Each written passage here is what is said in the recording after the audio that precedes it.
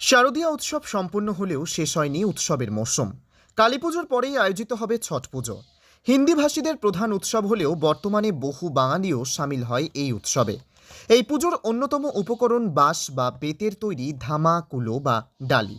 ফলে ছট পুজোয় অংশ নেওয়া ভক্তদের মধ্যে এই সমস্ত পুজো উপকরণ তুলে দিতে ধামা, কুলো তৈরিতে ব্যস্ত কিষানগঞ্জের এলাকার শিল্পীরা। তবে শুধু ছট পুজো নয়, এই সময় অনুষ্ঠিত কালী পুজো সহ অন্যান্য উৎসবেও প্রয়োজন হয় ঝুড়ি, ধামা, কুলো। বাঁশ কেটে প্রস্তুত করছেন বিভিন্ন মাপের কুলো, ধামা সহ অন্যান্য উপকরণ। দীর্ঘদিন ধরে এই কাজ করে আসছেন বিহার বাংলা সীমান্তবর্তী বিহারের কিষানগঞ্জের খাগড়া এলাকার শিল্পীরা। বছরের অন্যান্য সময় চাষাবাদ করে জীবিকা নির্বাহ করলেও ছট পুজোর আগে অতিরিক্ত কিছু লাভের আশায় ধামা, কুলো তৈরি করে থাকেন তারা। পুজোর 8 দিন কয়েক বাকি, ফলে পুজো উপকরণ তৈরিতে চূড়ান্ত কর্মব্যস্ততা। খাগড়া এলাকায় প্রায় 100 খানেক শিল্পী ব্যস্ত এখন ঝুড়ি, ধামা, কুলো বানাতে। দীঘলগাঁও এলাকা থেকে বাঁশ কিনে নিয়ে বানানো হয় এই সমস্ত উপকরণ। রাস্তার ধারে বসেই চলে জিনিস বানানো। তবে শুধু মুনাফা নয়, ভক্তদের হাতে এই সমস্ত জিনিস তুলে দিয়ে পুণ্য অর্জনের আকাঙ্ক্ষাতেও প্রতি বছরই এই কাজ করেন শিল্পীরা। যদিও সরকারের তরফে তাদের তেমন কোনো সহায়তা প্রদান করা হয় না বলে আক্ষেপ ফুটে উঠেছে শিল্পীদের গলায়। অন্যদিকে এই শিল্পীদের প্রশংসা ফুটে উঠেছে এলাকাবাসীদের গলাতেও, যে পরিশ্রম ও নান্দনিকতার সঙ্গে তারা এই সমস্ত জিনিস বানিয়ে চলেন। যেমন পারিশ্রমিক মেলে না তাদের, এই শিল্পী ও তাদের কাজকে বাঁচিয়ে রাখতে সরকারকে উদ্যোগ গ্রহণের আর্জি জানিয়েছেন এলাকাবাসীরা। প্রতি বছরই এই সময় তারা রাত দিন এক করে পুজো উপকরণ বানানোর কাজ করেন তারা, কিন্তু সরকারি তরফে স্বীকৃতি কিংবা সহায়তা না মেলায় বর্তমান প্রজন্ম মুখ ফেরাচ্ছে এই কাজ থেকে। तो जी बोले अंकल आप कितना दिन से यहाँ काम करते हैं? काम हम लोग तो यहाँ 10 दिन से काम कर रहे हैं। ये छठ पूजा दिवाली का जो है समझे, और काली पूजा का जो डाला जो है, डाला हम लोग बनाते हैं। ये सब बांस लाए हैं बॉर्डर से, दिगल बैंक बॉर्डर से लाए हैं। रात दिन काम करते हैं। और एक बांस में आपको कितना क्या मिलता है? एक बांस के? वही रात दिन खटते हैं, रोटी हो जाता है, मिल जाता है, कोई फ़ायदा नहीं है। यहाँ समाज जो है ना, समाज का सेवा में लगे हुए हैं। डाला बना के देते हैं, सूप बना के दे देते हैं, रात दिन खटते हैं। सरकार से कुछ सहायता उहायता मिलता है नहीं, कुछ नहीं मिलता। कुछ नहीं मिलता है। देखते हैं ना, रोड पर रहते हैं, जगह भी दे देते सरकारी, कहीं 2-4 महीना रहने का वो भी व्यवस्था नहीं है। यही कितना सब आदमी आप काम करते हैं? मोटा मोटी हम लोग यहाँ देखिए रहे हैं 100 आदमी से ऊपर थी हम लोग। डेली रात में भी? हाँ, रात दिन डेली, लाइट से देखते हैं ना, लाइट से रात दिन डेली काम करते हैं। परिसेवा जो सरकार से कुछ नहीं मिलता है। ये जो कहाँ भेजते हैं आप लोग, कहाँ बेचते हैं? यहीं पर समाज में किशनगंज, खगड़ा, इधर पूर्णिया का आता है, लोग ले जाता है। दिगल बैंक, इधर सिलीगुड़ी, जहाँ तहाँ का आदमी आता है, ले जाता है लोग छठ पूजा में। यही सब। ये बोले यहाँ पर, तो आपका नाम क्या है? मेरा नाम शमशीर अहमद है।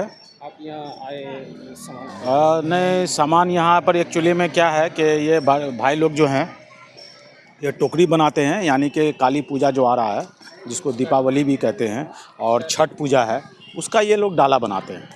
डाला में जैसे टोकरी है, सूप है, छोटा टोकरी है, बड़ा टोकरी है, मतलब उनमें जो भी सामग्री भर के ले आते हैं डाला सजा करके, वो ये लोग बहुत ही कुशल कारीगर हैं ये। लेकिन अफसोस की बात यह है कि ये लोग कम से कम, आज हमको तो लगता है कि कई ज़माने से ये लोग यहाँ पे बनाते हैं, लेकिन रोड पर ही बनाते हैं। और सरकार अगर इस पर ध्यान दे, इस गरीब मजदूर पे ध्यान दे कि जिन्होंने अपने हुनर से इतने खूबसूरत टोकरी बनाते हैं और समाज का एक सेवा करते हैं, तो ऐसे लोगों को सरकार पे ध्यान देना चाहिए। इनके बच्चे पढ़ नहीं पाते हैं, चूँकि उतनी आमदनी नहीं होती है।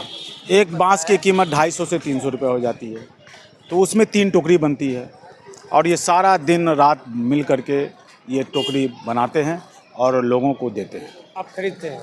हाँ, हम लोग भी खरीदते हैं। हम लोग का जब त्यौहार आता है तो हम लोग भी खरीदते हैं। जब शादी ब्याह का मौका आता है तो उसमें भी मिठाइयाँ सज के जाती हैं। तो ये लोग एक तो अपनी रोज़गार खुद पैदा कर रहे हैं और साथ ही साथ समाज का सेवा भी कर रहे हैं। आज सरकार इस पर अगर ध्यान दे दे और लोगों को ज़मीन कम से कम उपलब्ध करा दे कि ये लोग अपना आशियाना बना सकें। अब देखते हैं कि ये किस तरीके के आशियाना में रहते हैं, देख रहे हैं ना।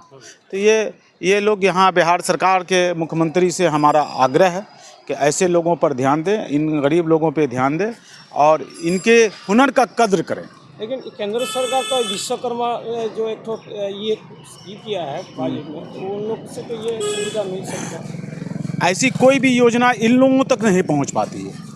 अब सरकार का दोष है कि उसकी प्रचार प्रसार कम करती है या इन लोगों तक वो संसाधन पहुंच नहीं पाता है, बीच से कहाँ गायब हो जाता है, ये तो सरकार बताएगी। ये तो देख रहे हैं आपके किस तरीके से ये लोग मजदूरी कर रहे हैं, कम से कम 100-150 मजदूर लगे हुए हैं, काम कर रहे हैं, ये टेंट लगा करके काम कर रहे हैं। ऐसे लोगों पे सरकार को ध्यान देना चाहिए, चाहे किसी की भी सरकार हो, चाहे केंद्र सरकार हो, राज्य सरकार हो, सबको इस पर ध्यान देना चाहिए। ये लोग तो एक जनसेवा भी करते हैं, समाज की सेवा भी करते हैं और अपना पेट मजदूरी ये कर करके अपना पेट पालते हैं। धन्यवाद। थ्री। अंकल आपका क्या नाम है?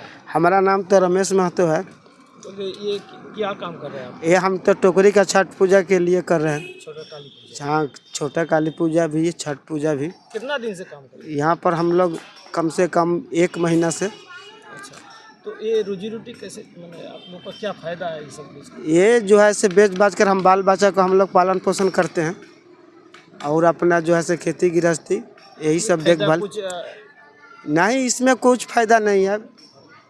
अपना जो है से हम लोग अपना बाल बच्चा का पोस सकते हैं कमा खटा कर, यही करते हैं। हाँ, रात दिन भी चलता है काम? रात दिन चलता है। अभी पूजा